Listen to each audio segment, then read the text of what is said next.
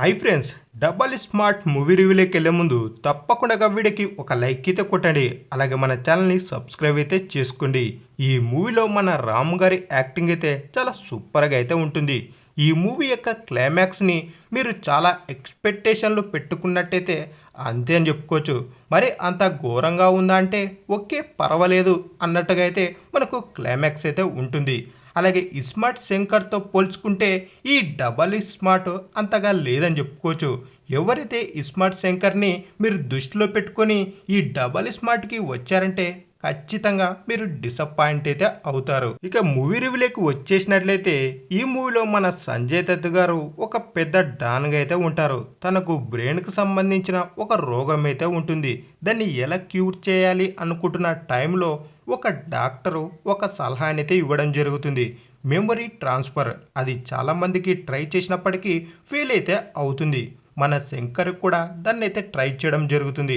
మరి ఏం జరిగింది అనేది మీరు మూవీలో అయితే చూడండి. మూవీ యాక్షన్గా అలాగే రొమాంటిక్గా చాలా సూపర్గా అయితే ఉంటుంది. మన ఆలీ గారి కామెడీ టైమింగ్ కూడా మూవీలో కొన్ని చోట్ల వర్కౌట్ అయిందని చెప్పుకోవచ్చు. మణి శర్మ గారు అందించినటువంటి మ్యూజిక్ సాంగ్స్ పర్వాలేదని చెప్పుకోవచ్చు.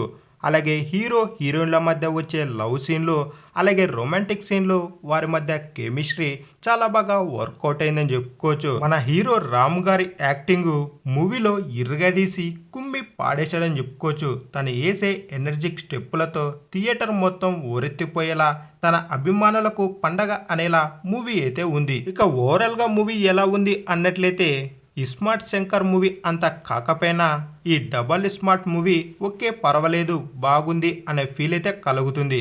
అలాగే ఎవరైతే ఇస్మార్ట్ శంకర్ మూవీని దృష్టిలో పెట్టుకొని ఎక్స్పెక్టేషన్లు పెట్టుకొని ఈ డబల్ స్మార్ట్ మూవీకి వెళ్తే ఖచ్చితంగా మీరు డిసప్పాయింట్ అయితే అవుతారు.